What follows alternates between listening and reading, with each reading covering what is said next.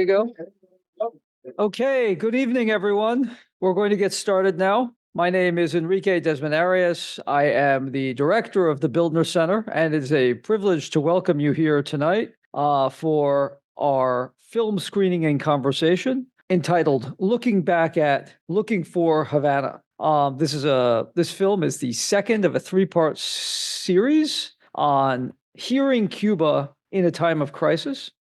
We have speaking tonight, of course, the filmmaker, Alina Rodríguez Abreu, and she will be in conversation with Ted Henken, who organized the event, and Orlando Luis Pardo Lazo. Ted is a colleague of mine at Baruch College and a professor here at CUNY, and Orlando is a writer and photographer from Havana, Cuba. We will have moderating tonight, Jerry Carlson. And since we're running a little bit late and we're showing a film, without further ado, I will turn things over to Ted to describe the event in more detail. Okay, so we have a smorgasbord of visual and vocal stimulation for you tonight, right? We're going to start the event tonight with a 25-minute film made by Alina Rodríguez Abreu, who flew in last night from Mexico City, where she lives. She made this film as her senior thesis when she graduated from ELISA, the Art Institute in Cuba.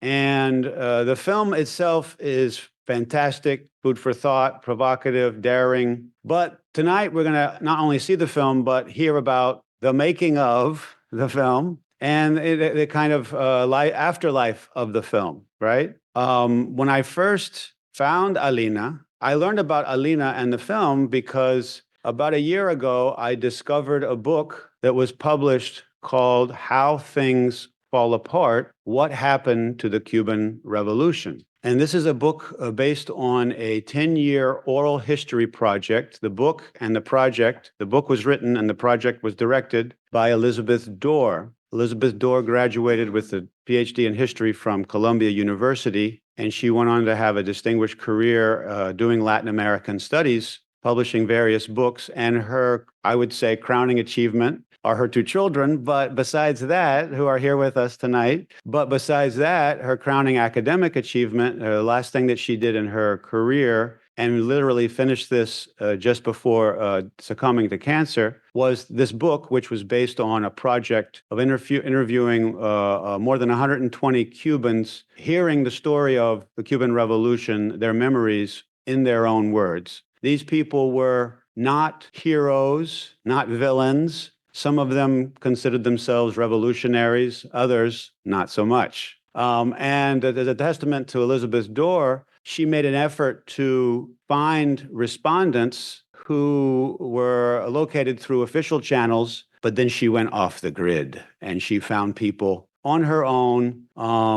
And our filmmaker tonight was one of those people. She saw the film that we're going to see tonight in Havana and immediately said, I've got to hear her story, her life story, but also her story about how and why she made the film. What made her pick this topic, right? And so that's a little bit about the backstory. I wrote Alina via Facebook, of course, about, 8 months ago. And one of the things she said in our first little exchange was, Buscándote Havana, siempre regresa. It always comes back. Not to haunt me, I hope, but to be part of my legacy, right? Alina works now in Mexico City as a local language recruiter, I guess, for Netflix. And so she brings on to Netflix films made in Colombia and Mexico and other places. But we were talking before, when I looked at her bio,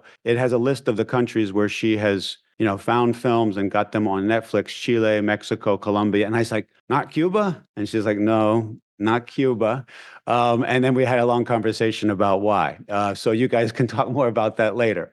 In any case, what are we going to do tonight is we're going to watch Alina's film, and then we're going to get to talk with Alina. I invited two fellow cubanologos, cineastas, cinephilos, and one escritor cubano y hombre atrevido. That is our daring and suspicious friend Orlando Luis Pardo Lazo is over there. He's going to have a conversation with Alina. But first, we'll have Jerry talk about the film. Jerry is our CUNY film expert, and he's going to, and he also has put on many film here at the Grad Center, at the Bildner Center, Latin America especially focus.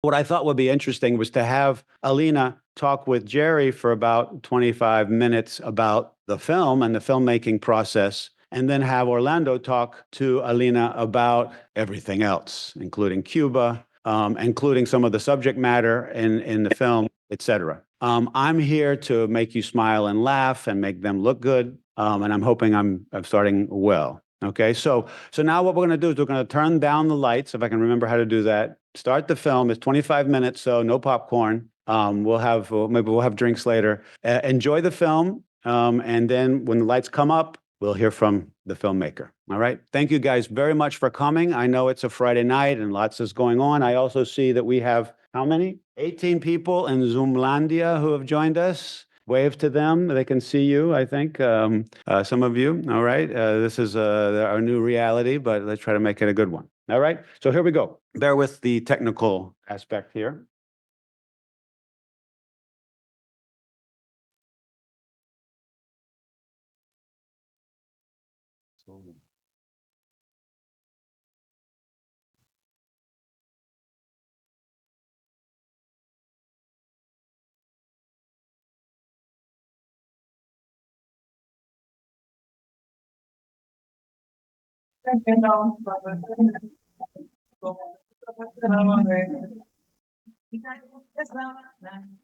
Como la banda no hay, verdad que siempre bonita, por fuera que más. Y según cuenta la historia, hace ya más de 100 años, estaban había tanta gente, pero de no se empezó a llenar. Vinieron de todas partes, que La Habana es la capital. Y así se fueron uniendo el tango y la capital. Y se formaron familias, los de aquí con los de allá. Por eso cuando te veo, y no sé, de especular, no te digo, que aquí entre más se menos. Que está de la capital, de domingos son cubanos. Cuando los veo caminar, de la mano mi compadre, de tu pariente del campo.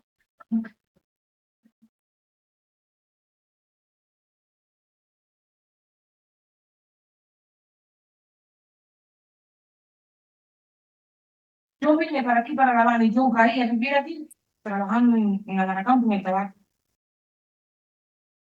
Fue como yo supe de este asentamiento.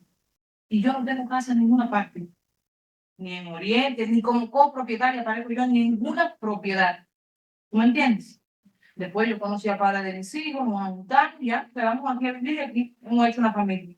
Desde que el ser humano devino en hombre, el ser humano se está moviendo.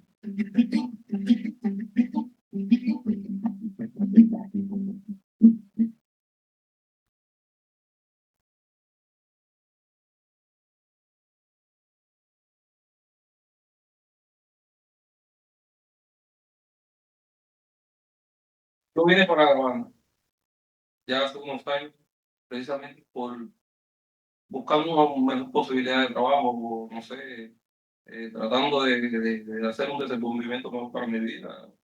Ya era un poco difícil allá la cuestión de la música y se puso apretada. Hay personas que empiezan a trabajar, visitan La Habana un día porque, bueno, que a lo mejor tienen un familiar allá. Cuando regresan, ya son cosas que les chocan, ya dicen, coño, ¿por qué en La Habana se vive de esta forma? Y nosotros aquí no podemos tener una vida decorosa como se vive en La Habana, y de adquisición como se vive en La Habana. Y la atención a las personas que no vamos a decir, bueno, hay más atención a las personas que en la provincia oriental. Guantánamo es una provincia muy linda, muy buena, por un lado, pero es que hay mucho atraso. no hay progreso, hay mucho atraso. La economía está por el piso, no hay industria, no hay nada. Guantánamo depende mucho de las otras provincias y allá las cosas están difíciles. Difícil.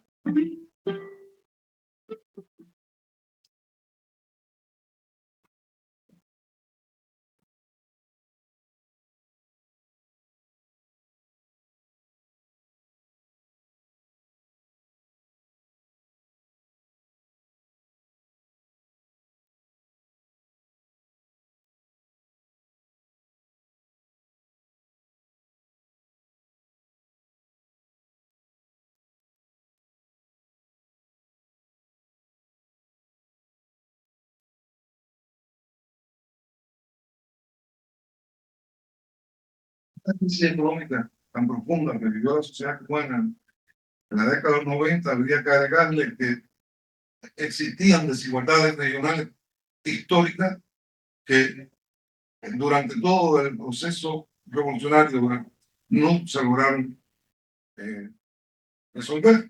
Aquí en La Habana, ustedes en la bodega le dan 7, 8 huevos por persona. En Guantánamo, cuando más llegan 3, 4, 5 huevos si acaso. No es más. El picadillo. Qué rico es el picadillo de aquí. No tiene soya casi menos. Ve a Guantánamo, cómete un picadillo para que tú veas. Es soya nada más. Es soya nada más. Tienes que lavarlo con agua caliente, hacerle terapia al picadillo para cocinarlo, para poder comértelo, porque es soya nada más el picadillo.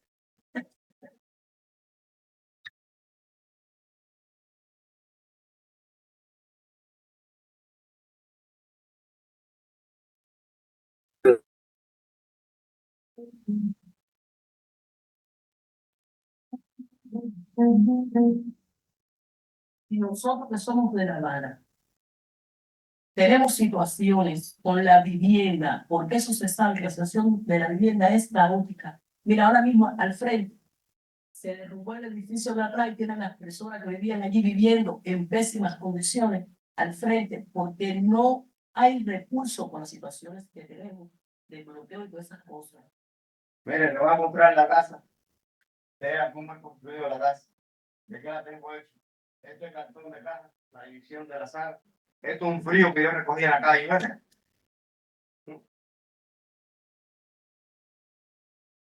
Un frío que yo recogí en la calle, no sé esta división, mira, cuando salí, hice esta división. Medio de una capital golpeada por una crisis, con problemas en la infraestructura de agua, de alcantarillado, de construcción de viviendas, no había con qué construir. Entonces, realmente las autoridades se vieron en la necesidad, una verdadera necesidad, la necesidad de regular estos procesos migratorios, tratando las condiciones económicas permitieron quizás poner la mirada en otra dirección.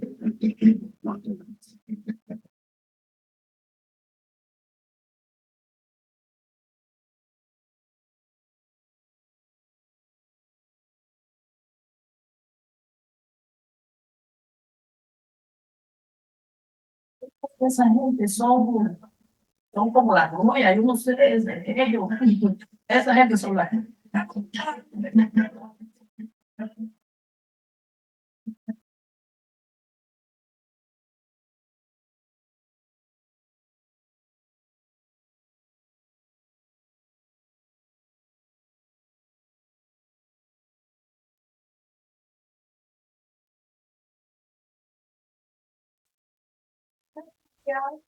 Es como si nosotros tuviéramos la letra.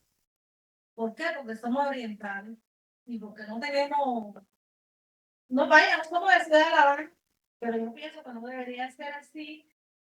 Maceo, Rampaí, José Martí, dónde esa gente se formaron, dónde se hicieron, dónde lucharon, dónde pensaron, dónde condenaron sus ideas para que esto fuera lo que es actualmente. ¿De dónde es nuestro comandante? Oriental igual que yo. Coño, que se reconozca esto, que nosotros somos los que tenemos la revolución en pie, los orientales.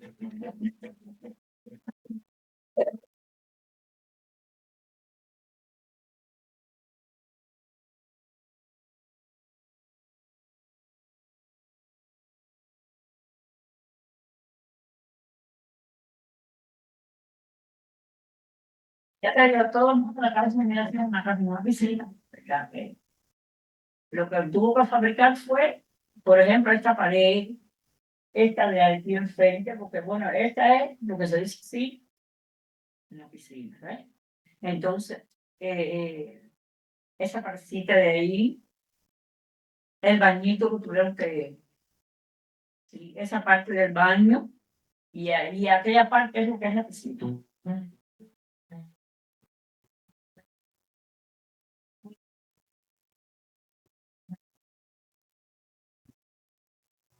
Este barrio, hace unos años era un asentamiento, que podemos decirle ilegal, pero bueno, ese nombre realmente nosotros ya no determinamos no pronunciar más ilegal, sino indocumentados por vivienda.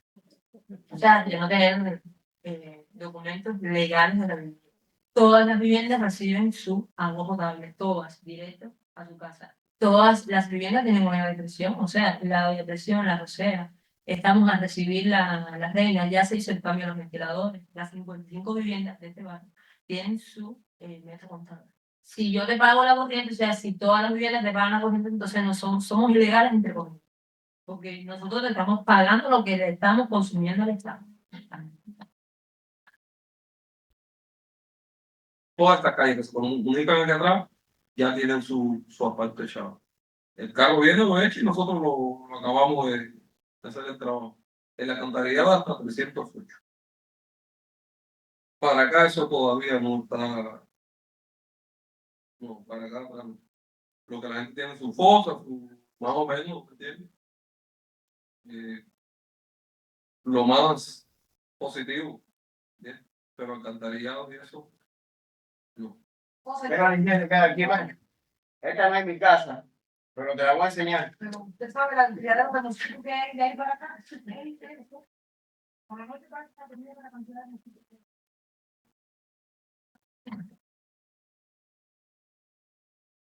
Sí, la gente del asentamiento, ¿no? Estas cosas no es de mi casa. Pero de lado ya tengo otra así en un peso peligro que están viviendo los niños míos. Muchas de las personas que viven aquí, en todo este barrio, en otras partes también, en muchas otras partes, tienen una providencia. Los que la tienen, hay otros que no tienen una providencia, viven así, no sé cómo será la situación. Pero nosotros tenemos una providencia que es la propiedad de la casa. Es como en función de la propiedad, es la providencia. Nosotros estamos en legal, en el grito, pero pagamos todo. El agua, el gas, la luz, todo. Yo todo mi contrato.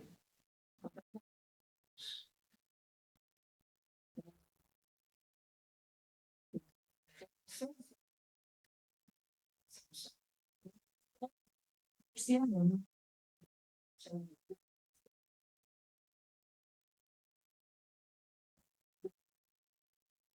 Es un barrio que prácticamente todo el mundo lo conoce. Hay buenos y hay malos como en todos los lugares. Aquí nosotros cocinamos mucho con los brillantes.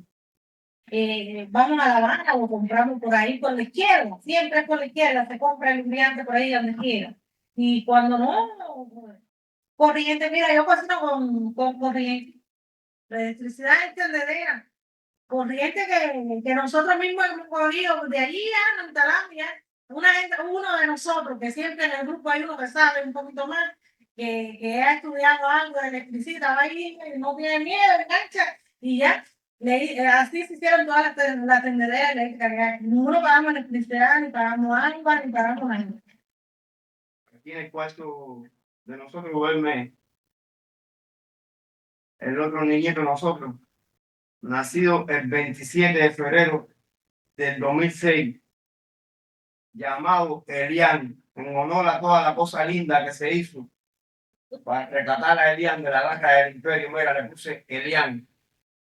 Y yo ya tengo antecedentes de que mi nombre es Fidel. Aquí vivimos Fidel y Elian. Niño mío, Elian y Lilibet. A diferencia de otras sociedades, estamos en presencia de un Estado que apuesta por el hombre Y como apuesta por el hombre, apuesta precisamente, y partiendo incluso de un precepto de Martínez con todo y para entiende todo. Y a partir de ahí ellos se apropian de ese discurso como un mecanismo también de legitimación, a diferencia de de otros escenarios de este tipo, digamos, por ejemplo, en América Latina. Aquí se paga CDF, aquí se paga Federación, aquí se hace guardia, aquí se hace una materia prima. Aquí se hace todo como un barrio legal. Todo como un barrio legal, aparentemente. Los tiempos de votaciones, la gente vota normalmente, todo el mundo, en tiempo y forma. Hasta que se da una marcha, ahí estamos para defender los principios de la revolución nosotros. El barrio este entero, completo, siempre está cuando hay una marcha ahí. Lucharon en la batalla y idea. ¿Cuántos compañeritos que viven aquí son trabajadores sociales, policías? En todas las asambleas, o sea, en las asambleas municipales de nosotros se ha hablado sobre estos barrios, que como ya te digo, no se le dice ilegal, se dice indocumentado, porque ilegal, todos somos cubanos, o sea, que no estamos ilegales.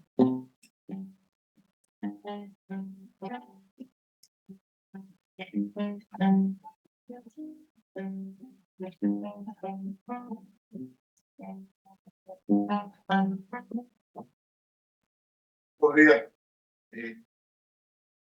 poner de los bulldozers, sacárselo, porque hay muchos seres humanos ahí que sencillamente quemaron todas sus naves, vendieron su casa, o ya no son propietarios de nada, o no tenían la casa. Tengo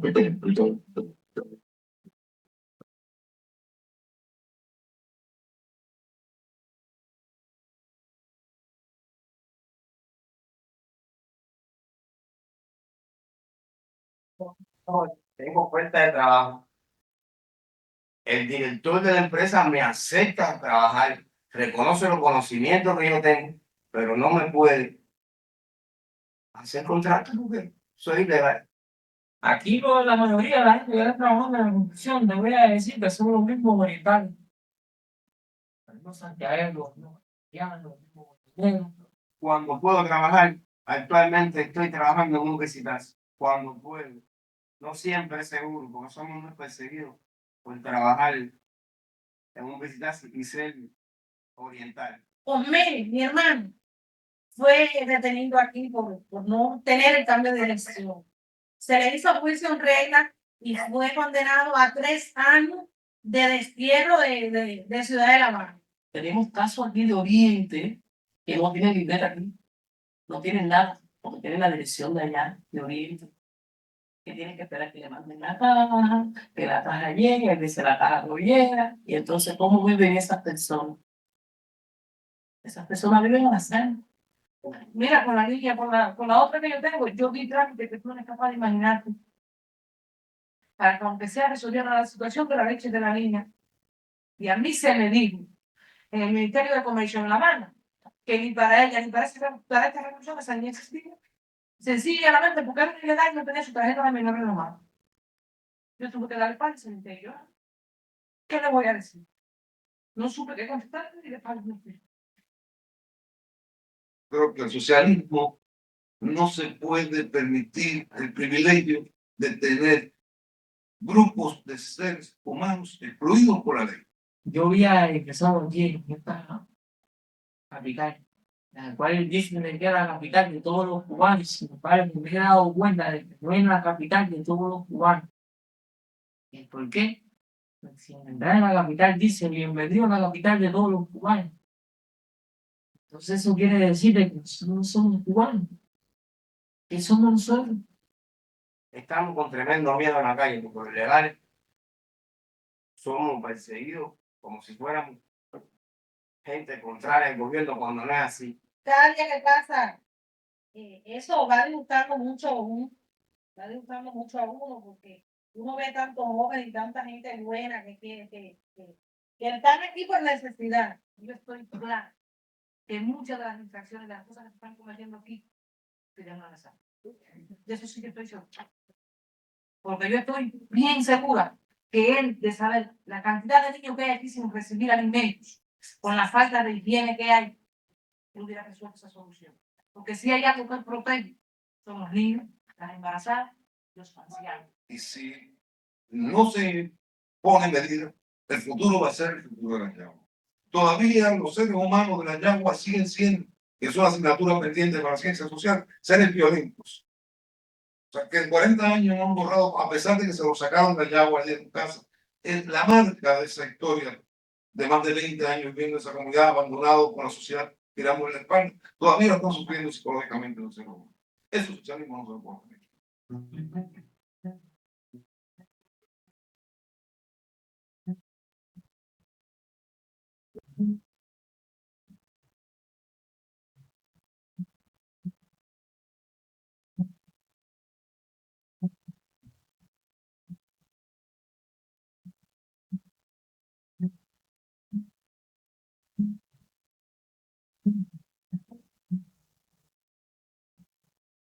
Tengo que luchar hasta el final. Yo lucho, pero de que me siento que no tengo lo que en realidad debería de recibir por lo que he luchado, no lo tengo. Que no tengo nada. Aquí a veces hemos estado semanas completas sin comer, ni mi mujer ni yo. Cosas que me han regalado los vecinos. Siempre un vecino no te puede ayudar, para que tú sepas. Los niños gritando qué comer, yo no sé qué les voy a dar. Cosas que estamos pasando aquí son duras, ¿no? Durísimas.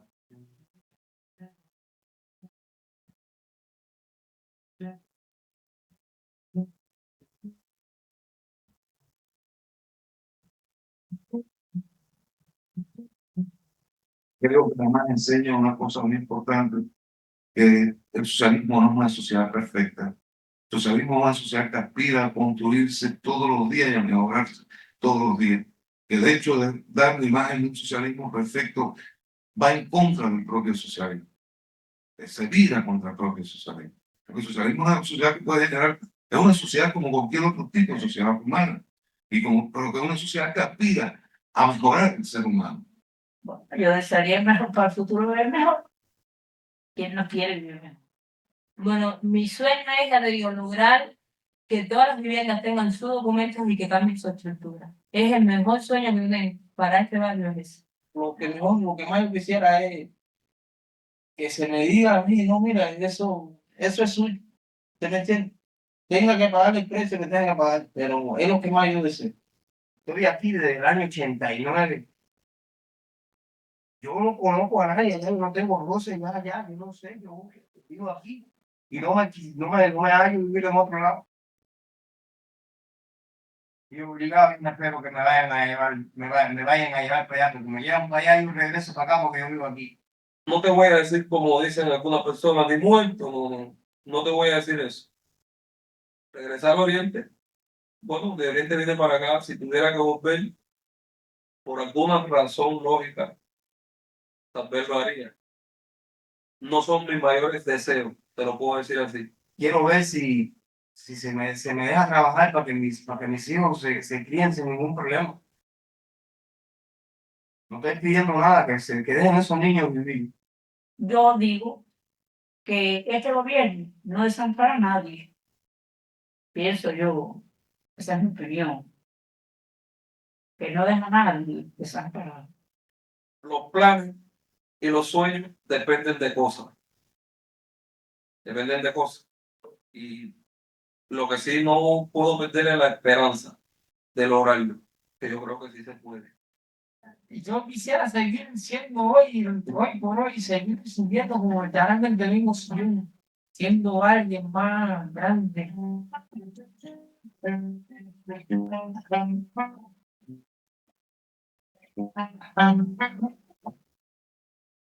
Lucha tu yuca, lucha tu yuca, lucha tu yuca, no lucha tu yuca, forrajera, barrigua, trilla el monte y machuca, tu taíno, tu lucha tu yuca. La jugada está apretada, todo el caney lo sabe, que no ajusta el taparrabo, no alcanza el casabe. Está cara la magia y mala medicina y que se nos vuelve loca la taína.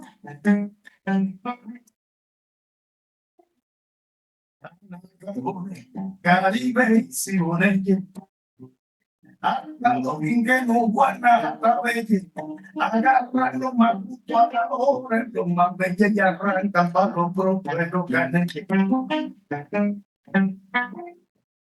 Pero ya han mandado contones a contar a la tribu, van a censar el bohío que ocupa tu prepárale un ritual, no sea que lo declaren ilegal. Pero lucha tu yuca, taíno, lucha tu yuca, taíno, lucha tu yuca, forraquea, marigua, y el monte y machuca, tu taíno, tu lucha tu yuca. Ahí trabaja como suya el indito, y la tribu vive al margen del delito, y luego cálido para divertirse un poquito tiene que pagarse en pura la ley. Que trabaja como suda el indito, al que todavía pagan con el requisito. En la zona de negocio juega el vato un poquito porque está caro, muy caro. Porque está caro, muy caro. El arenito.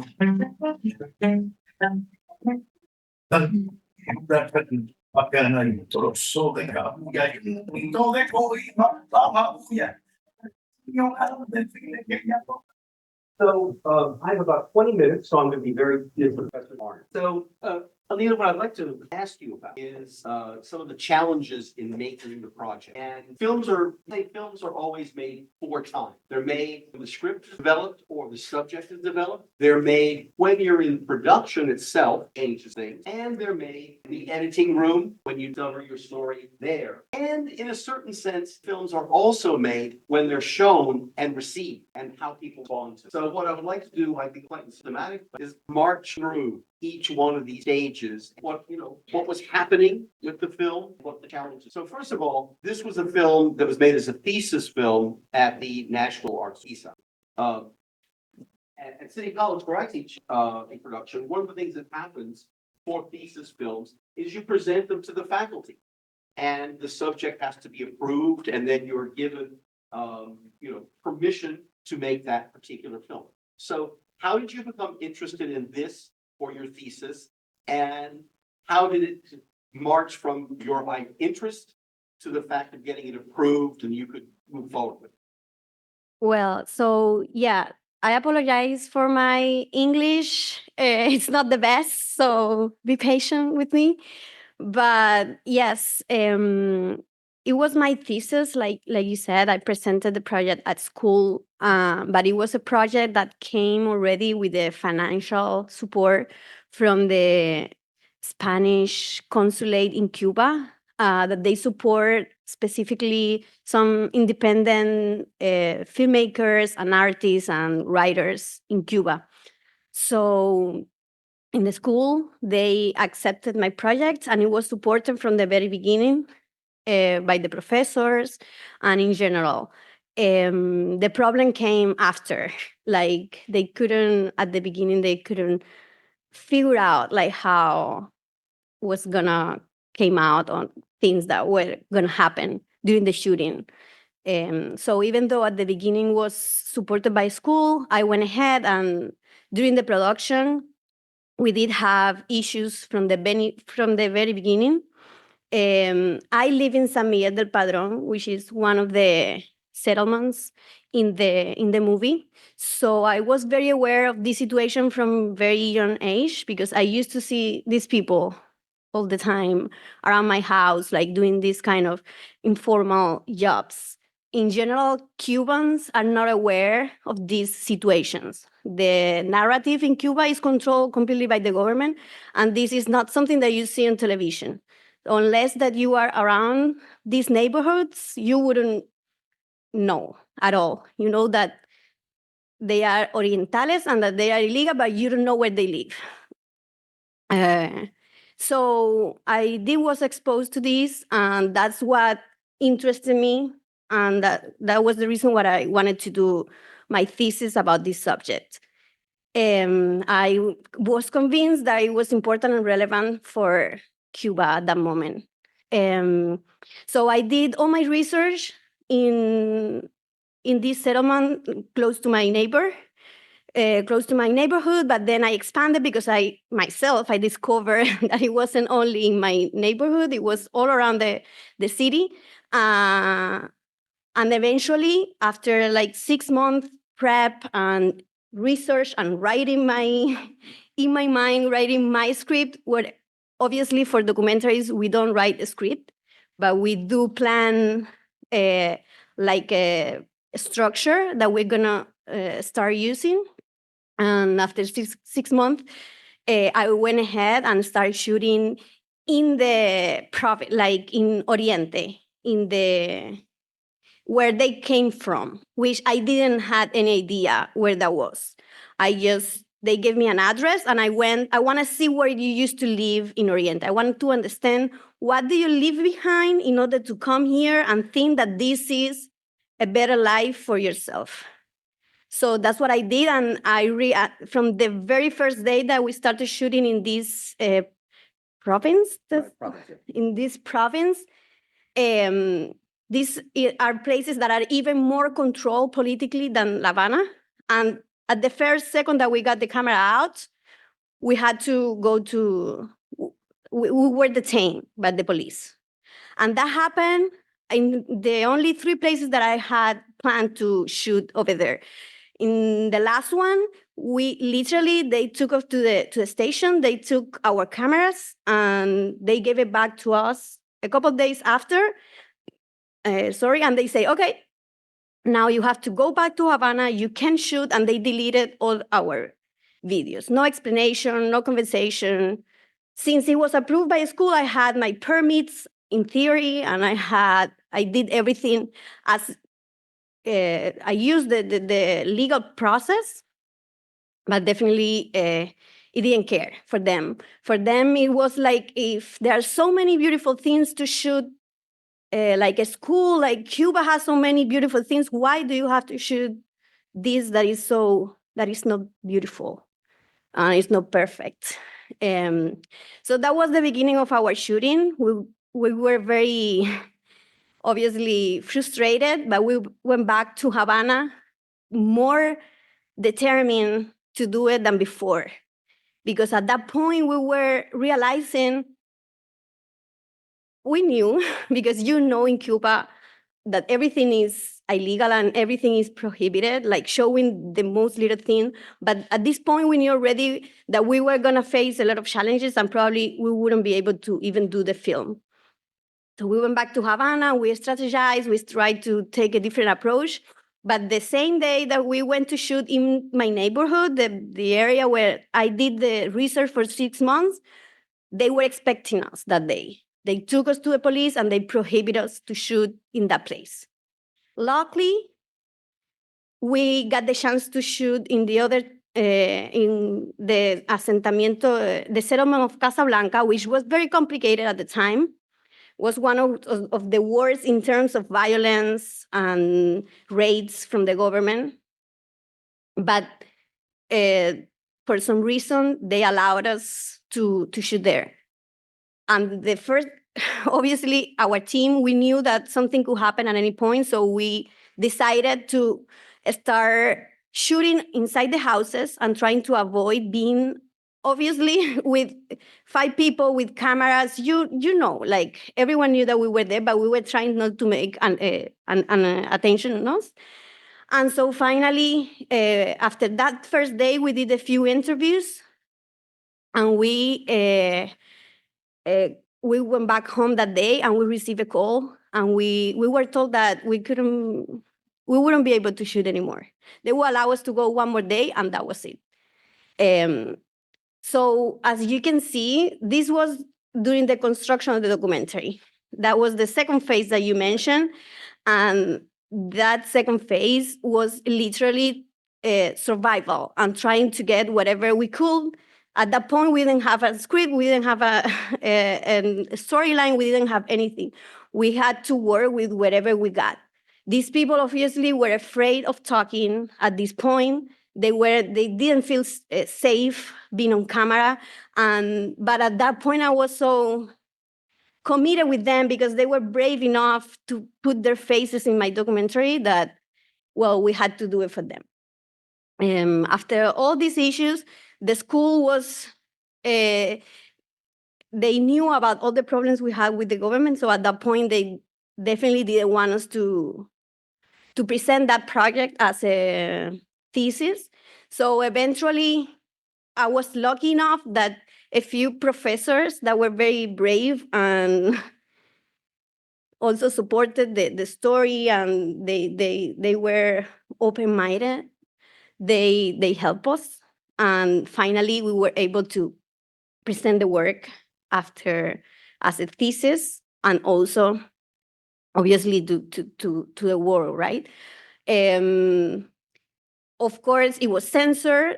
Practically, it wasn't exhibited in Cuba mostly. That year that it was. Was it shown at the school, and was it shown at the Festival of New Latin American Cinema? Yes, it was shown at that festival. It wasn't approved for competition, but it was presented in a very small, like, side. I don't even know how that Venue. was that called. Secondary. Exactly. It wasn't in the main competition, but even though it got some awards that don't usually go to that section because it's not actually in competition, but it got the attention of the people. And from that point, they couldn't stop it because everyone was passing the documentary on USB, and all Cuba had the documentary. They never aired the documentary on TV. We weren't able to put it anywhere else, just in a few festivals that are very niche, like people definitely are not going to. Jibara is a very important festival, but for the world, not for Cuba. Cubans don't know, can go. But it was shown, like, that's in the third. Well, if I can make just 2 points to help you out. One, it's very important that it was shown at the film festival, even if it was a sidebar. For this reason, the film festival brings international jurists there. So the people who were judging the film, and gave it the award was probably an international jury that wished to support it. Second, for those of you who do not know, one of the traditions in Cuba of the last 15 years or so is that audiovisual materials circulate in el paquete. The paquete. We didn't have the paquete yet at the Okay, time, what did you have? but it was similar. Well, Yeah, systems. at the same. We didn't. It wasn't that professional, I think, Okay. at that time. Yeah, But it's the same system. Yeah, the same system is that there is an underground system Yeah. of the circulation of audiovisual materials. So that once somebody gets a copy, Yeah. there's a way in which everybody gets a copy if people want to see it in the underground system. Yeah. The thumb drive. Thumb drive. Yeah, Thumb drive. exactly. Yeah. Like, actually, of course, I was graduating, I wasn't a student. For me, it wasn't about, I was the first, I used to say that I was the first pirate. I used to copy the documentary for everyone, to move it around, to show it to people, because that's what I wanted. I wanted people to see it, and obviously it wasn't going to be on the mainstream or television, and I knew that at that point. Well, we would the way we would put it in the fancy terms is you're an independent filmmaker, self-distributing. Exactly. Self-distributing for free. Absolutely. And not for profit, independent No. filmmaker. Okay, good. So then tell us more about the responses from different quarters about the film. I mean, about any further pressures of censorship, or then who liked it? Well, I think that people were very moved. Like, it was like in a moment where the conditions were given in Cuba for these type of documentaries. Other filmmakers were doing similar things. Like, we had an space that was called La Muestra de Jóvenes Realizadores, which is supported by the government and is part of the Cuban Institute of Film, but it was very independent, and it was the only space that we had to show like this kind of independent works and more risky and with these kind of subjects. And like people and young filmmakers, we were inspired by that, and we actually found a space and the support of all the filmmakers that help us to do this kind of work. And I might say, for those of you, you might have noticed, some of you might have noticed that there's a special thank you at the end of the film to Fernando Perez, Yeah. a major distinguished Cuban filmmaker who has been deeply supportive of the independent movement and of the truth-telling that Yeah. comes with the independent movement. Yeah. Exactly. Like he's a person who we come from a big tradition of filmmakers that had always been critical of the government from the very beginning. And he comes from the tradition where film it's to create thoughts, is to create opposition, is to create people to be honest and to show the truth and to make people think. And he is one of the great filmmakers in Cuba that defend young filmmakers. Right. So yeah, he was there. Well, so this was a particular, moment. This is now over 15 years ago. Yeah. That this is made, and there was, I think, at that moment, you're talking about the festival of young filmmakers, etc. But there's been trouble with that festival in those years. So, what do you see as the journey of independent Cuban cinema? Where and how is it happening, or is it happening? Because sometimes independent Cuban cinema doesn't happen in Cuba, but it is Cuban cinema. Yeah, definitely. That's a hard question because luckily there are in Cuba a lot of young filmmakers that are trying to really like do the best they can and to keep showing the truth about Cuba to the world. But it's even harder every day in Cuba. Like repression is worse every single day. I think that even at that point when I did it, there was there were changes and there was a small break of breathe for filmmakers, but every single day is harder. And every single day, we used to say in this small film festival, the Jóvenes Realizadores, that every day we move the what do you say, como the yard, como the Yeah. You expand the territory. like something like that. Like we expand every time a little bit. That was our thought. Like let's push a little bit more this documentary and then that one. And right now in Cuba, that's getting smaller instead of getting wider because they don't have any other resources. They don't have a charismatic figure that they used to have. It was Fidel. They have a guy that it's an animal, and he doesn't care about art. He doesn't care about reality, about truth. And it's really hard. Like the majority of the filmmakers that I know right now in Cuba, they have left. That's the only solution. Right now in the New York Film Festival, you can find a few films about Cuba, Right. and all the filmmakers have had to leave the country because that's the reality. I still hope that there are young filmmakers. I got a call the other day from someone, from one student, that he would like to follow up on these characters. Like he wants to do a documentary about the characters of my documentary to try to find out what happened to them Right. after 15 years. Like what was the resolution? Something changed in their lives. I got the idea that at the beginning when the documentary came out, they got some help from people, like it created much conscious from people that wanted to help. But today the conditions are worse. So that would be interesting to watch. Absolutely. Yeah. So you bring up this very interesting question of these people who were so brave to go on camera with you and to speak. What was their response when they saw the film? Were you able to, obviously you shared the film with them.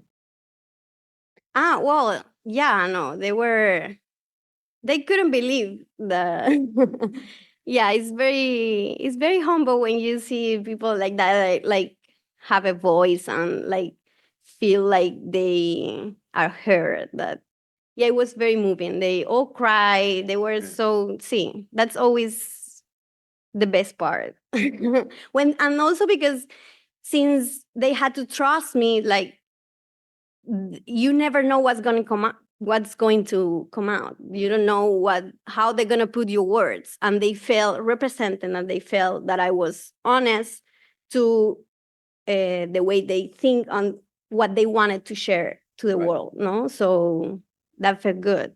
Right. So now for, almost 15 years, you've been living either in Mexico Mhm. or the United States. Do you think there's a future for independent Cuban cinema? Very much Cuban cinema and about Cuba, but obviously not made because permission will not be given in Cuba. Yeah, no, it's very hard Right. in Cuba right now. Actually, I wanted to mention that I have a friend here that she worked with me in the documentary, Gretel, and she can also like share like her perspective of how was because she's also from one of these neighborhoods, Santa Fe, and it's nice to we've been friends from then. Gretel, say hi. Entonces, ven, Hi. ¿quieres compartir algo? Ven. Yeah, come on, please. We're very privileged. No. Okay. Te voy a matar. Right. Ya quito. City of surprise. Yeah. Okay. A city of immigrants, my mind. That's right. Alina, Algo de what you remember. what I remember. Well, I remember, yeah. So I remember that even though I was from a kind of a poor neighborhood, what I remember was that I was shocked at the reality of these people that were also Cubans. Even when you're from Havana, even when you come from a humble family, ultimately, the level at which these people were living in Cuba was just shocking, even for me. And I recall, I haven't watched the documentary in a few years, but I recall that we went to one of these settlements and there was somebody called Fidel, which I think is in the documentary. And I remember going to his place, and it was so moving to see somebody called Fidel, whose parents probably trusted in the revolution, and that's why they called him like that. And then seeing that the results of his family's devotion to the revolution ended up in this man being in Havana, not really having living conditions that were dignified. I remember just having to go out of his place when he was telling us about his reality and how his bicycle that he was using to move tourists around, how it got confiscated and whatnot. I just had to get out and cry. And I still, when I remember this, I get goosebumps because it was just really difficult to see this reality that even for poor Cubans, it was just abysmal. So that's one of the things that I've always taken with me from that experience. Yeah. I always remember that memory. Yeah. I just couldn't stop crying. I was just crying and crying and crying. Like I don't think I've cried like that many times in my life. And I think the reality now is even worse for a lot of people. That's just what it is. So yeah. Great. Thanks. Ted, I think we're about at our segment at our time limit. We are. Bueno. I have this internal clock. Okay. And you listen to it, which is amazing. Once you have a microphone in the professor's hand, it's hard to get out. Absolutely. There's certain buttons you don't want to touch in a Yeah. 3-hour Yeah. lecture. Okay, so Alina, thank you so much for this, and we're going to sort of switch directions. And Orlando? Yeah. I'm going to bring up Orlando and switch directions of what's going to be talked about. Thank you so much. Thank you very much. Thank you. Okay, well, thank you very much for this great opportunity to share with my friend Alina. Alinita. She called herself Alinita in the book, so I will call her in public Alinita. And we will be commenting a little, she will be commenting a little about this book by Elizabeth Dore, How Things Fall Apart. She was interviewed as part of over 100 Cubans, kind of an anthropological project. One more anthropological project of, anthropologists from the developed countries finding their material in good faith. I'm not trying to be ironical. I am ironical, and I'm not trying to be. And going there, like in the 60s and 70s, different projects of anthropologists very much interested in explaining the Cuban Revolution, fellow travelers, political pilgrims, Black Panthers, people that were peaceful fighters for rights, or people that were violently and murdering people in order to obtain their rights and fight against capitalism. Well, they all found space there in order to explain utopia for the capitalist society, for the common European and USA democracy. So Elizabeth Dore, I somehow joins this.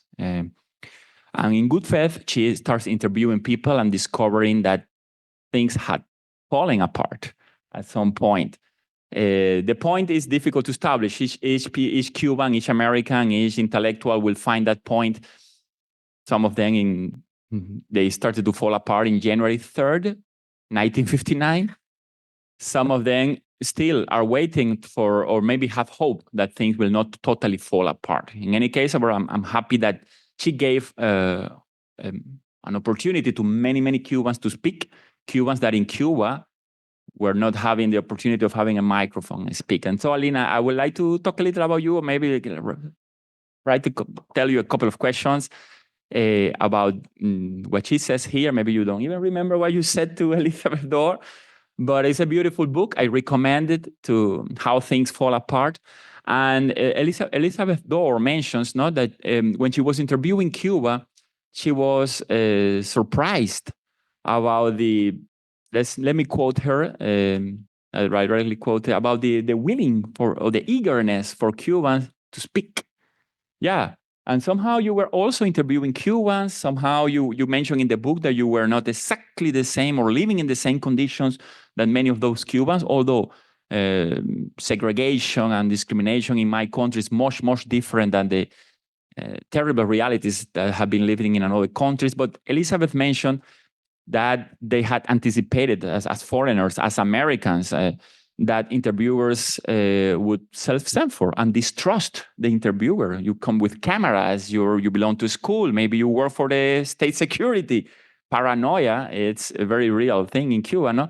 But suddenly she found that telling their own life story was cathartic, and many narrators said words to the effect like this: I never said this to anyone before, but it feels so good to say it. And so I don't know if you want to share with us some little anecdote or anything about this experience of putting a microphone to a person. You have a goal, ethical, aesthetical, artistic, but they will remain there when you go. And if the police go for them, well, you cannot help them in a way. And if the police goes for you, the secret police, the state police, the state security, they will not help you. So there is like a kind of a isolation, but at the same time, a moment of solidarity between two Cubans able to establish what an interview should be in a democratic country, which is a public dialogue, a dialogue that is taking place for the public also. No? Entonces, any anecdote of, did Fidel trust you in the beginning, or? I think that the key for them, or the code that they use, like, of course they had to trust me in some way, but first for me was like exactly like Elizabeth mentioned. It feels good. It felt good for them to be able to say something. Mm-hmm. The key was for them is that they use, how they explain in the documentary, the language that they use to express their opinions and to express their reality. They are using the same language that of the revolution, and that's something that it helped them to be honest, because I'm talking to you with your own words. I'm using your own speech, your own rhetoric. And so that helped them to put in words what they were actually feeling without and feeling safe at the same time. So they trusted, but they were careful. They were doing it in a way that they thought it wouldn't get them into trouble. That's why she said, if Fidel knew, she probably believes that though, but still, she's still using that language. And so still part of that trust came, it transferred to me to the, because they trusted in me, I had to be honest in my way, in my own way, to the words in the documentary. And that's something that also the whole team, while we were doing it, we were like really inspired, because we know that even doing that, it could be risky. Yeah, just a little Dr. Henke, please, I don't have a clock. And if I had it, I would not listen to it. So you need to tell me like this, a little 3-4 minutes to know and keep the conversation in the proper time, okay? He has been censoring me for 20 years now. Thank you, Ted, for organizing this. Excellent. And thank you to everybody present here. Alina, now it's Alina Rodríguez Abreu. Your film, like a number of films that were created in a very specific context, when you mentioned here and you mentioned before, when the independent film movement, especially young filmmakers, was starting, it was inconceivable in previous years to have a camera in the street. It's like having a gun in the street and pointing to people in Cuba. So, but at that time, tourists opening the Cuban society, families sending a little VH8 camera for filming the family, having like some video families. There is a film, in fact, called like that, family video. Suddenly it became like a tool, like a powerful tool for expression. No? And then I noticed something that I have noticed in many, many independent films from that time in the credits. Can I reveal it to the public? This film cannot be shown in the territory of the United States of America. Yeah. So tell me a little of that, because the interviewers were negotiating with you using the rhetoric of the revolution. But at the same time, as an independent filmmaker, we also need to negotiate with the power that could just destroy you in a way. So can you tell me a little about that formality, why your film couldn't be shown in the territory of the United States of America while you were there in Cuba? Yeah, obviously that was a formality and it was demanded. It was a job for my school. So, and we knew that the institution knew that there was a problematic documentary that could be used by the enemy to show the problems and the face of the revolution. So we had to do that in order to protect. In Cuba, everyone can work for the enemy. Yeah.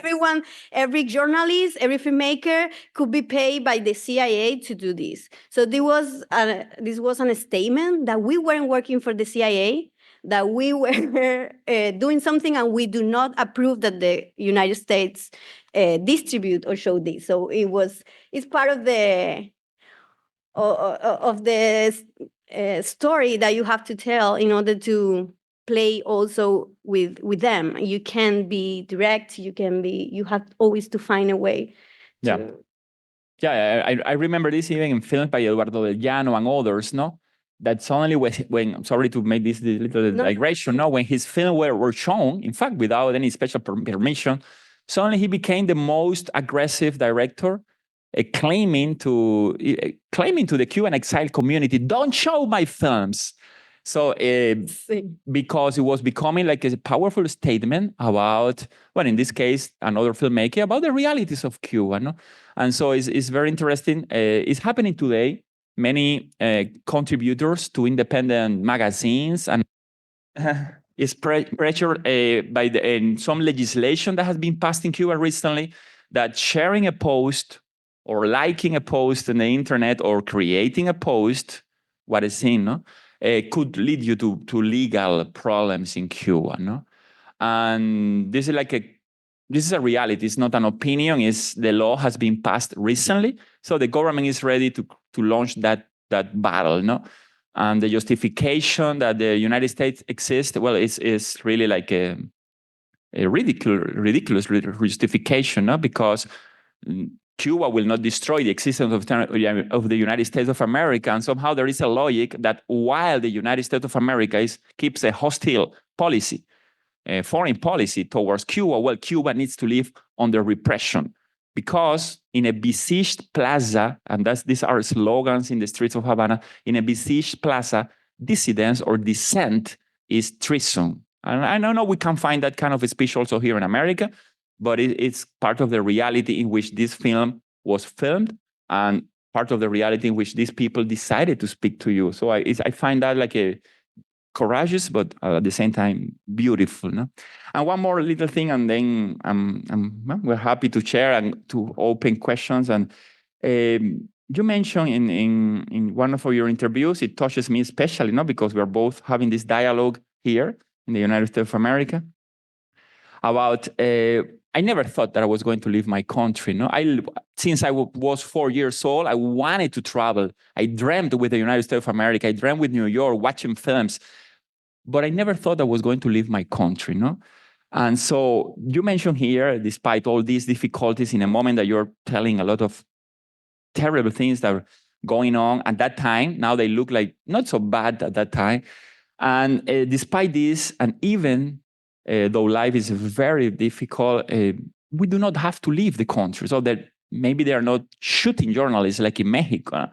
And or in Colombia, or in Nicaragua, in Venezuela, many countries, this is the hand we have to be dealt. We have to be dealing with, and this is the time that we have on Earth. And there is like a statement that you are much connected to your land, to your culture, and that doesn't seem that the person interviewed here by Elizabeth Dore is ever going to leave the country. No, however, that's not the case, and so it touches me especially because I also thought that the battle for more rights, for opening, for inclusion, for understanding, for solidarity was in Cuba, on the island, and the country somehow requested our presence there, come what may, in order to do it, but now we're not there. So I don't know if you want to finish with some reflection about, I mean, I'm very happy that you have a professional life outside, your family is outside Cuba, but are you missing something? Does Cuba is missing you?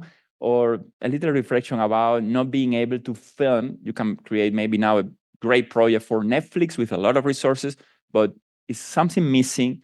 It's something falling apart that in your heart, in this case, regarding Cuba?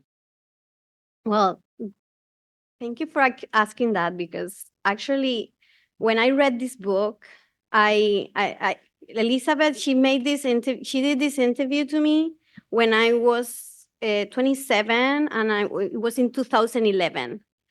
And when Ted contacted me, I swear that I didn't remember about this interview.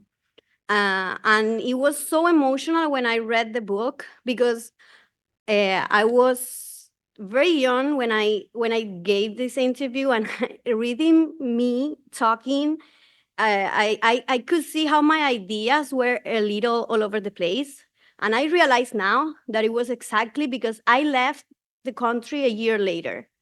And in my mind, I was struggling so much with that specific idea of staying or leaving. And I think that that's part of why I go back and forth in the book about that subject specifically so much, because I was between my idealistic view that I was a filmmaker, that I had a commitment, that I had to help change things, to move a little bit wider our possibilities.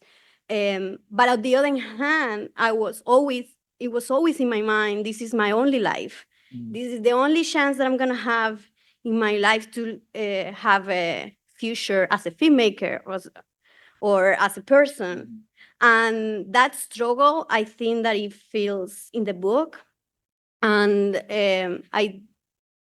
at least in my case, when I left Cuba, it felt like I closed a door to my past. It's like in my mind, I gave to this country 27 years of my life. I tried to do something. I tried to leave a mark. I feel like I should have done more, and I could have done more.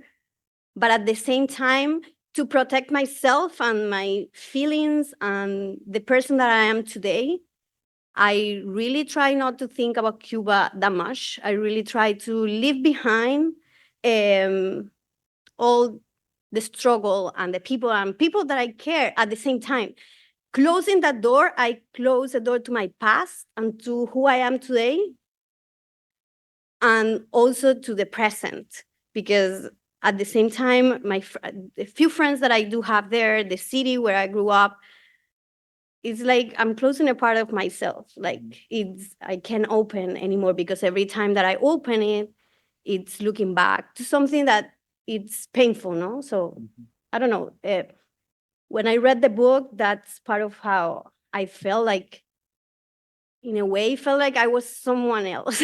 Like it was another person that was portrayed in the book, although it's the same little girl at the same time. But yeah, I don't know if it makes sense. Absolutely. Well, Alina, I want to say thank you for all what you did in Cuba, what you filmed in Cuba, and thank you also for working and being a great professional. And I think Cuba, like heaven, can wait. So, like I know many people that have been emotionally, psychologically, and some of them right now in prison, physically destroyed in Cuba. And we also have, as a people, as a nation, I think we also have the right to survive Cuba. When things are falling apart in Rome, well, but you go to another part, and then there is, in Cuba decimos, in Cuba we say, hay más tiempo que vida. There is more time than life. So yeah, our lives are limited, but we don't need to spend it or sacrifice it in the fires of a utopia that is falling apart for many years now. And at some point, whether or not we return to Cuba, our contributions to our countries will be obvious, no? And so I think there are many Cubans in every single point of the planet that I have met. And sooner than later, hopefully, maybe that little door will reopen to a point, and there is much more that you can contribute to your peers, to other people studying cinematography in Cuba, to Netflix Havana. I can envision Netflix Havana, and suddenly you hiring people there for producing films in Cuba. No? And so thank you very much, everybody present here. Thank you, everybody. I wonder if there are some questions or... All right.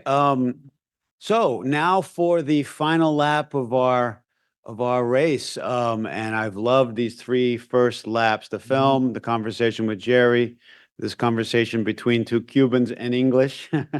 We had a debate before. It's like, we're both Cuban. Why don't we speak in Spanish? I'm like, well, we're going to try to do it in English. We don't know if everyone speaks Cuban Spanish in the audience, and you guys will probably talk really fast like that in Cuban Spanish. And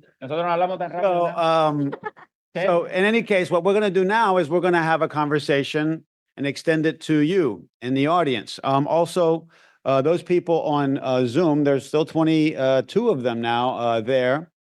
If you guys have a question from Zoomlandia, just text it in the chat and I'll read it. So we still have more than half an hour. And Jerry, you're welcome to come back up. Obviously, the main target of your questions should be Alina, our filmmaker, but you know, there's other people in the room. But I want to hear from you guys. Just one line. We would like to say hello in Zoomlandia, on Zoomlandia. to Professor Elżbieta Sklodowska, Yes, she's there. Washington University in St. Louis, Yes, she's Missouri, there. to writer Anna Belfort, Ah, yes, Anna's there. and to the great Yeyo Evelio, Alina's dad, who's also watching. Oh, wow, her dad's watching. This is fabulous. Down in Miami, right? My friends. Okay, terrific. Well, and I see Ricardo Perez, a good Cuban economist friend, John McAuliffe. Holly Ackerman is out there in Zoomlandia, a great friend.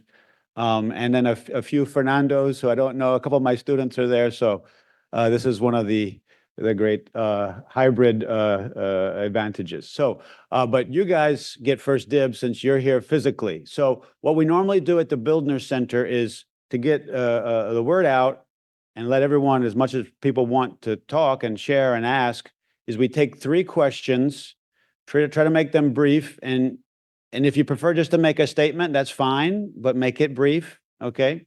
And they can react to your question or your statement. But we'll take 3. We'll chew the fat, talk about them, and then we'll take 3 more. So, Juan, right? You can stand up. I will repeat your question so that they can hear me in Zoomlandia, and then we'll go from there. So Juan, you're first. Marco Rubio. Okay. So I think we got your question. Why don't I like provocative questions, so that's good. That'll get the conversation rolling and the blood boiling. So second question, gentleman here, and then we'll go to you. Okay. Okay. Hold on one second. I'm getting a Zoomlandia issue, which is they can't hear you guys' questions. So speaking to there, I fear giving people microphones, but what can I do? I remember years ago working with a colleague who studied East Germany, German Democratic Republic, and he interviewed ranking members of the government. And I once asked him, don't people in the government know that they're not popular, that the regime is not working? And his answer was stunning. Oh, they know that, but they don't know what to do about it. Is there something similar in Cuba? How can people in the government not know this has not worked and people are not happy? How is this maintaining itself? I'm just going to repeat Juan's question, which was, I'll summarize it, which was basically, this reality exists all throughout the world and especially all throughout Latin America. It would be interesting to do a comparative film festival. How is this film and its depiction of shantytowns in Cuba different, and how is the reality different? And how do you avoid making a film that will be used for propaganda purposes when shown illegally in the United States, illegally for Cuba in the United States? So that was the first question, if I got it right. And the third question? Hi, thank you for a wonderful documentary. I'm really curious to know, what did you see in the eastern part of Cuba that justify that these people will move to Havana and live under those terrible conditions?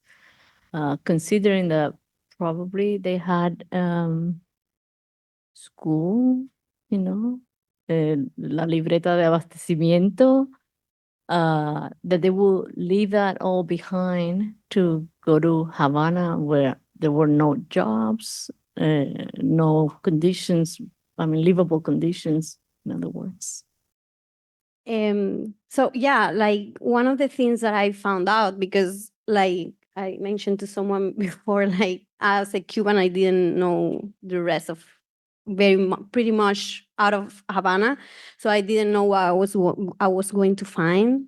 But when I got there, what I found that was even more poverty or more inequality than even in Havana. I had the same thought, and I think that many people that watch the film ask the same question, like how did they live that they consider this an improvement in life? And it's exactly because even though they were living in those conditions, still was better than in those provinces. They in those provinces they don't have access to dollars. At least at that time, tourism was based in Havana, basically. And that way, even living in those conditions, they were able to have access illegally to some money, to more resources than in the provinces. So definitely, it doesn't feel to our eyes maybe to an improvement, but for them, really meant a lot. And they still got, some of them got the la libreta and the products that the government gave them, and they sent it back to them to Havana. So it was like that commerce back and forth. Yeah. Okay, did you want to, you're gonna, we can respond to all three, any of the three that you want. Well, I was going to, as a film professor who also works sometimes as a film curator, I wanted to respond to the question about a film festival, okay? And so I think, first of all, I think it's a great suggestion, just up front about that. And the way that would work is that a curator at a film festival, it would probably be a sidebar, what's called a sidebar. That is a programming of a number of the films. It wouldn't be an entire festival, but at a larger festival. And there are places like, there's a very important festival now in Morelia in Mexico, or there are several other large Latin American film festivals that are not centered only in the nation, but that try to cover everything. That would also be the protection, insofar as you can have it, of against it being turned into a simple act of propaganda for the empire, as they say. And so, yeah, it's something to keep in mind. And thank you for the suggestion. And if I do have some contact with those kinds of curators, and I would be very happy to pass that along as a very good idea. Thank you so much. Well, I mean, Yo una cosita también sobre el tema de Movie Festival. una cosita. Sorry. I mean, of course, this is not a problem or a subject that is particular to Cuba and that it doesn't happen in the rest of the world. These and even worse things, because they are worse, there are people that problems every single day for every single person in the world. The problem and first, that fact doesn't mean that we can show that from our country. It's like a commitment that we have to make something better, to understand that it's wrong, that something is not working in order to make it better, in order to improve. And the situation that we had in Cuba is that we want to show a country that looks perfect, that it's an utopia, like you mentioned before, for many people in the world, when it's not. And that's the commitment that we have, and we don't want it to be used as propaganda. Unfortunately, it's used both ways as propaganda, and it can be seen like that, the pen of the eye, like that. That's the fourth phase of the film, where every single person can make their own story, but it's definitely that's not the reason why a filmmaker should not do a film. And we have to show the reality. And many filmmakers do it in Peru, in Guatemala, and in Venezuela, and in many other countries, they do it. And they present it to the world the best way they can. And so in Cuba, we also want to be able to do that. And I'm almost not able to do it, like the majority of the filmmakers in Cuba that have to face issues and even the risk of going to prison in order to do a job like this. No, please. Just one more thing. One of the most famous films in the history of Latin American cinema is Los Olvidados by Luis Buñuel.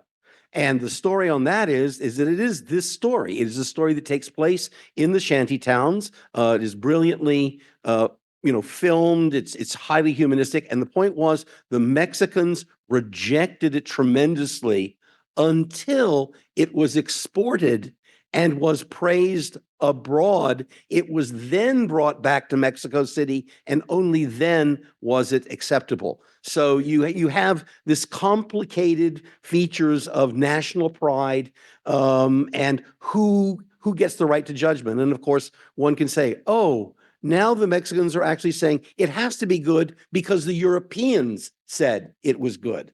So there's several layers of irony in that, and anything that's courageous, as her film is subject to those multiple interpretations by people who have the power to interpret a film. Jerry, I would add another layer to that story. The wonderful, famous propaganda film Soy Cuba, which was, of course, made by Russians in Cuba after the revolution, but it has the scenes in it are all depicting decadent pre-revolutionary Cuba, and there's one particular sequence in it that is about a woman in a shanty town who is forced to prostitute herself, right? And so, all sides play at propaganda, but documentary film is not propaganda, right? So, I mean, I think, and I think that this is a fascinating kind of angle, and you can look at it through the different, like efforts that have been made to depict Cuba, right? Who's doing the depicting for what purpose is always a fascinating and interesting thing. Orlando, you wanted to?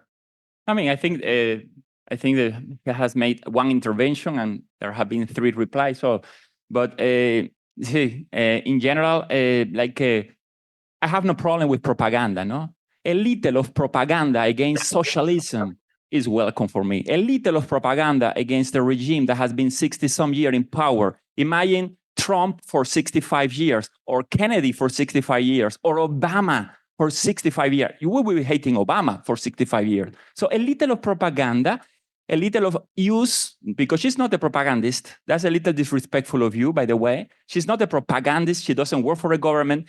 She's not an institution that works for the government. So a little of wrong use, propagandist use of her film shouldn't be a problem for a regime that has tons of tanks, military, 3 armies, state security. So it's a military regime or a military society, a military paradise. So military paradise should receive negative propaganda from their citizens in Cuba, like she did it, and outside Cuba. In the State Department with Marco Rubio, that after 4 years, and I really feel your political pain, and I'm sorry for that, after 4 years, there will be no traces of Marco Rubio in the State Department. He will be voted out. We haven't been able to vote a single politician in Cuba out. And that's the problem. So welcome propaganda, and I hope that your film is used for propagandist reasons, but this is a university. We're talking about academics. A few African Cuban guys spoke for 3 minutes, and somebody appears saying that they are part of a propagandist mechanism. It's so unfair with these poor, very poor African Cuban women, pregnant, young children. They speak for 3 minutes, and somebody gets afraid that the revolution is going to be hurt. That fear kept the country paralyzed again.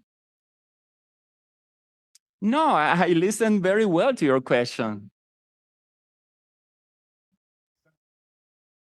You don't know me. I'm not an exile. I live in Havana. I live in Havana, in case you don't know.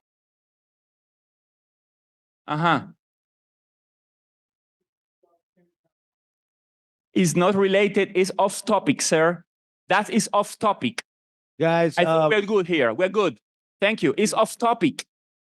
United States does not matter. The United States does not matter. It's off topic, please. Thank you. And Orlando, can we give the mics to some other people and do another round of questions? But I appreciate the energy and the argument. It's fine. So what I'm going to do is I'm going to do 2 things. I'm going to make a question myself. I'm going to allow someone from Zoomlandia to ask a question. We're going to see if we can actually hear it, or if you can't, I'll ask it, and then we'll take some there. One question from me has to do with I was very proud that you featured a sociologist in your film. And the sociologist had actually some very interesting things to say.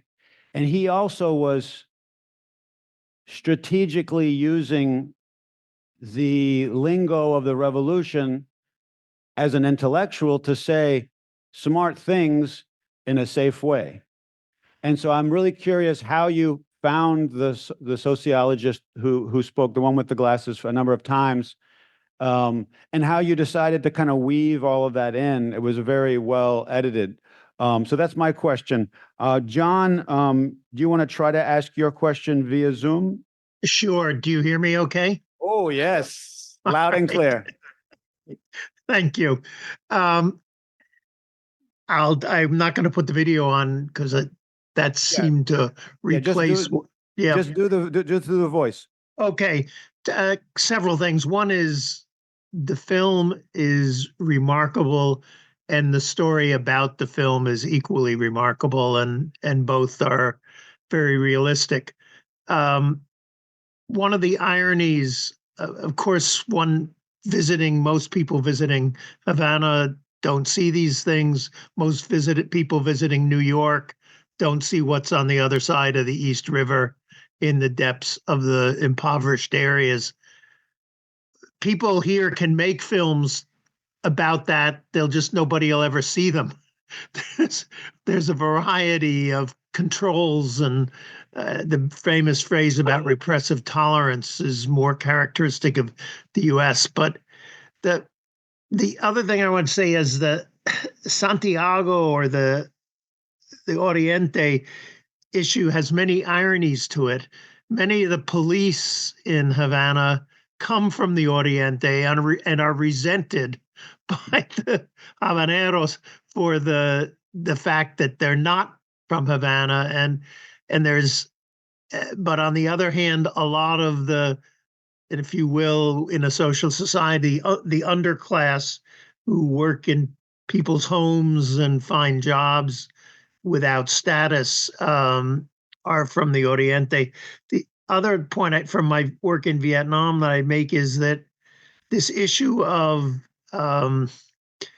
getting registration, of being able to move around freely, was also a major problem in Vietnam in the 70s and 80s, and I forget when they ended those restrictions, but now people are pretty free to move around and get access to schools, which was John, do you have a question that you? Yes. That was my last intervention. My question is, where do you think your generation and the people who are now coming to the U.S., of whom I have several friends, is that going to change the equation of support for the embargo? Will people coming now help to create a climate of opinion among Cuban Americans that says that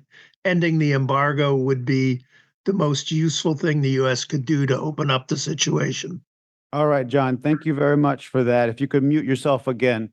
Sure. I appreciate your question. That's two questions. We can take another one from out here. All right.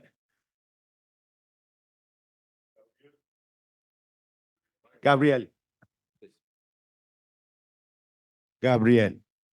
I'm Cuban Italian, and I'll follow up also on your comment, because I take students to La Habana, and the film you made closed the door but opened the bridge, because I know Pablo.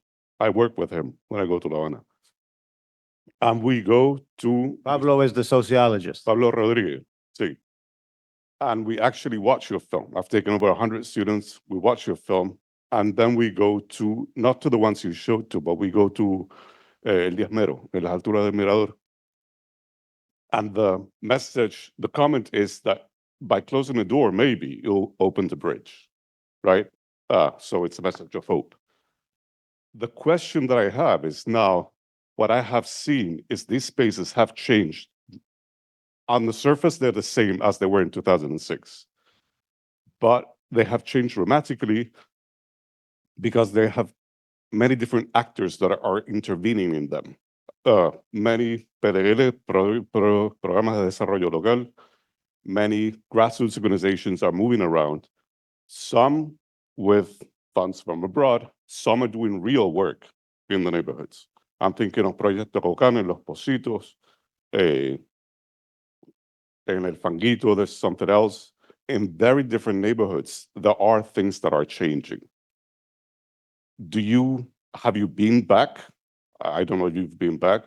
And do you see any of that change happening? And if it is happening, which way is it going? All right, Gabriel, thank you for that really fascinating point and question. All right.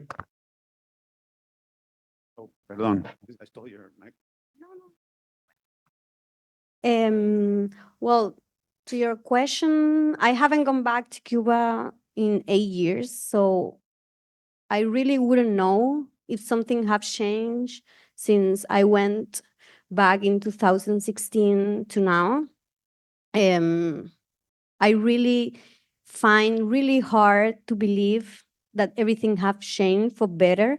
I'm not saying it hasn't, because if you've been there and you have seen it yourself, you are more informed than me, because I haven't been there in a few years.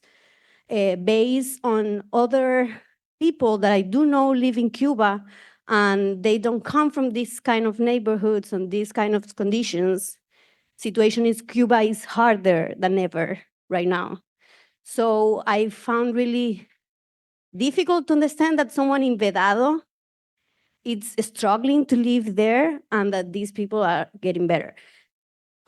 I wish it was better, and maybe it had changed in some ways, but I think that the root of the problem is still there, and until it hasn't gone, I don't think that the problem will be solved, unfortunately. Well, it's a long way, but yeah, I'm glad to hear about Pablo.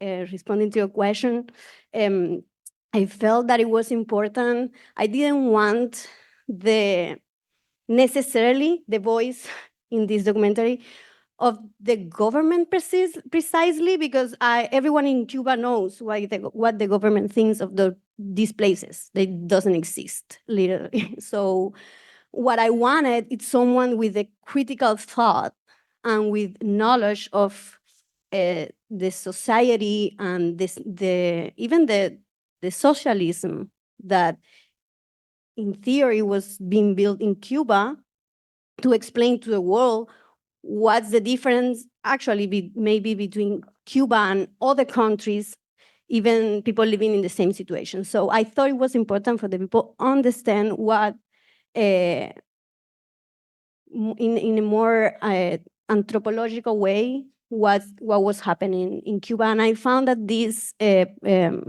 sociologists, even though you see what you said, that they found the words, without trying to, the perfect words to express without having issues, many people in Cuba saw them as the establishment.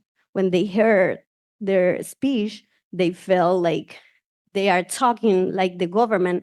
But if you read between lines, they are going further. And that's what I wanted. Actually, the other one, the younger one, he doesn't live in Cuba anymore, Pablo. He's still there, but the other one, he also, at the end of the day, he left. But... There was, what was John's question? Embargo. Oh, the embargo. Does anybody want to hit the embargo ball? You don't have to, but you got a chance. I mean, the U.S. embargo is a long conversation. Usually every time I speak in public spaces, if you just doubt or start the way that I'm speaking here, instead of saying down with the embargo immediately, well, your whole speech, artistic, intellectual, political, is dismantled. It's not legitimate anymore because you want to suffocate in hunger and starvation your own people. So it's a long conversation about embargo, but I have always favored Yumas in Cuba. I have always favored Americans in Cuba. I want more Americans in Cuba. including Marines. I say, I like everybody in Cuba to visit. Yes, of course, Marines, pretty normal as a thing in Cuba before 1959. They're everywhere else in the world, so why not Everywhere in the Cuba, world, right? you know, sailors traveling in my country. Because if Cuba is going to be a normal country, it needs to be a normal country. It needs to be an open society, open, to, for example, to the USAID, open to the National Endowment for Democracy, open to any kind of agencies in the world that support democratic values. And so, but somehow when we talk about the opening and the embargo, it's fine. Lift the sanctions and allow the American U.S. Chamber of Commerce and the private owners in America and the companies, allow them to do what with whom? Okay, with the Cuban government, not with individuals. We are not China. We are not Vietnam. There are not millionaires in Cuba. There is not a new rich in Cuba. This has been mentioned. Ted is a specialist in this. But we are still far in that. And it seems to be that any kind of opening, and I could favor that, would be with the Cuban institutions and the Cuban governments, etc., at the big level. No?